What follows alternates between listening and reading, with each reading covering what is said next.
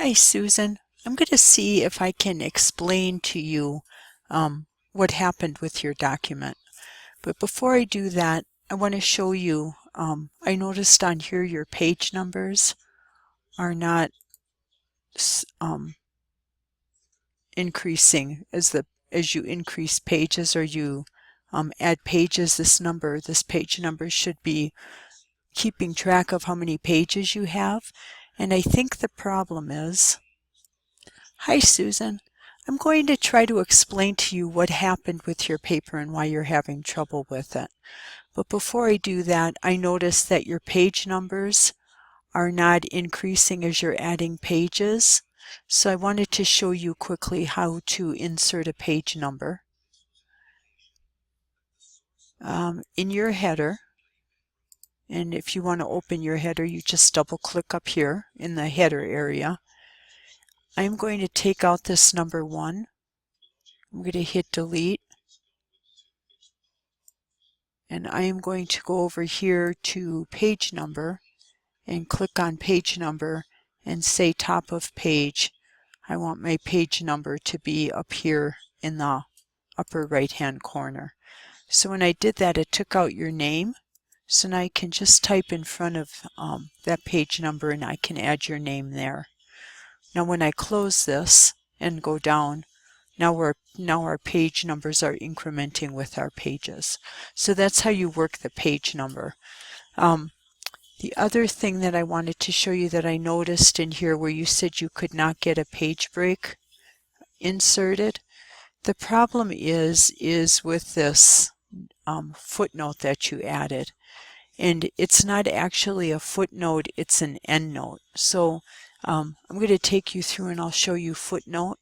But what happened is the rest of your document got closed up in this endnote and it's not letting you do anything else with it.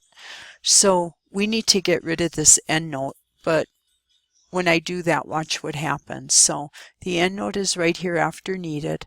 If I highlight that, just that little superscript I, if I highlight that and delete it, that's how I get rid of the endnote. But watch what happens. So I'm going to delete this, and it took all of your the rest of your paper away because it was all locked up in that endnote.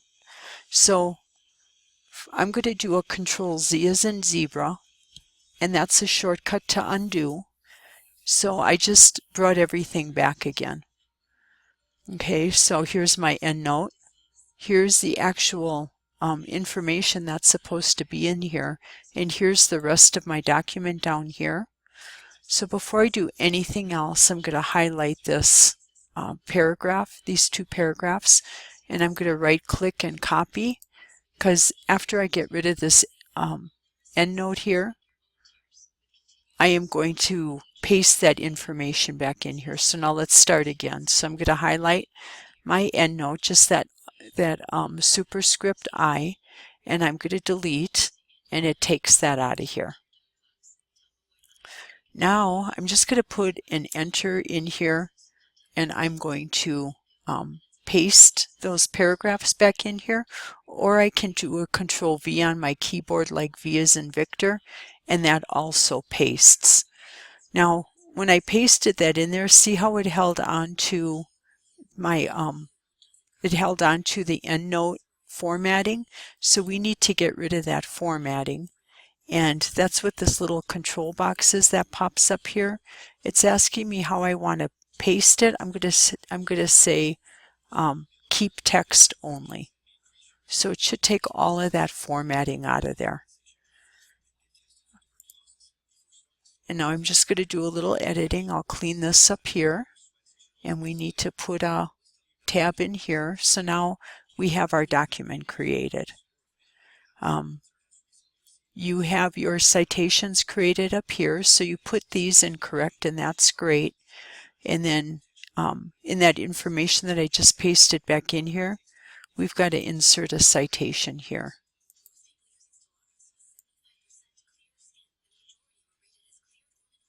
So that BAO is a citation. So we'll go to our references and we'll just insert that citation here. So you had that all set up correctly. Okay, now let's go back and we're going to insert our footnote. Now, like I said, you had inserted an endnote, and what the endnote does is it'll keep pushing down the page as you add content. That endnote will end up at the end of the document. The footnote will end up at the bottom of any page where you insert it. Okay, so we're going to insert our footnote after mobile malware. So from our References tab, we want to insert footnote. We don't want to insert the endnote. That's what you had inserted. We want to make sure we insert footnote. And that puts my footnote reference here. So it's a superscripted 1. And then down at the bottom here, here's where I'm going to add my footnote. Okay, so here is my footnote that I just inserted. Now there's a couple things with this footnote. It's supposed to be set up in MLA style. So remember from our Home tab, we set up MLA style under our normal style. So if I go to my Home tab and go to the normal style and highlight that, all I have to do is click that and it drops that normal style on top of my footnote. And we need to make sure that we tab that because as part of MLA style, it's indented along with the paragraphs. Okay, so now I have my footnote in here. Now remember, this is the citation belongs to Jameson and Bennett. So I need to insert a citation here. And I'm going to go to References and I'm going to insert citation, and I want to insert this Taylor and Bennett citation. Now just to let you know on here, you have this is not quite in the right order, but I'll show you after I'm done with this how to fix that. Okay, so we're going to insert our citation here. So we have our citation, but remember, instead of the author's names, we want a page number. So all I have to do is click on the citation and go to the citation options and edit my option. And I want it to be pages. I want page 72, and I want to suppress the author. And if I brought in my year and title, or if the year and title were showing up here, I would also suppress the year and the title. So now when I say OK, it changes that citation to page 72. So that's how you take care of that issue. Okay, now we'll go to the end of our document. We'll click down here, and we're going to insert a page break.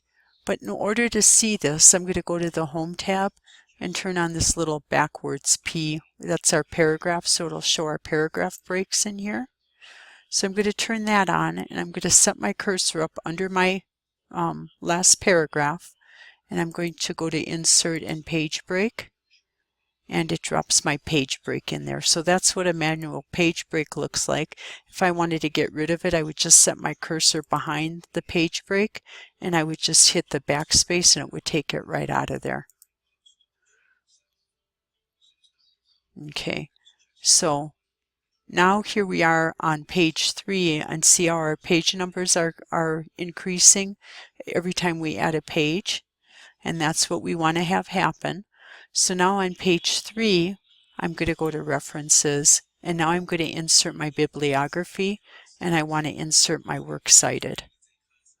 So here we are on our bibliography page, and there are the citations you created. And if you go up here to Manage Sources, there are your sources that you just dropped on that page here. So this is where the information is pulling. That's how your works cited is being created, and that's how your sources are being inserted into the document. Now let me show you over here. I told you on Lewis, Taylor, Lewis, Jameson, and Catherine Leona Bennett, we need to go in under References and Manage References. I'm going to click on this source, and I'm going to edit it, because Jameson actually should be the author's last name, and then we should do comma, and then Lewis Taylor. And same thing for Catherine Bennett. We want Bennett, and then comma, Catherine Leona. You did the other ones correctly. It was just this one where you had the author's names, you had their first names before their last names. So we're going to say OK here, and we're going to close. And now we want to make sure that we go here and we update your citation so that gets fixed. And again, just make sure you click on this box here, update citations, and that'll fix your citation here. So I think from here you're good to go.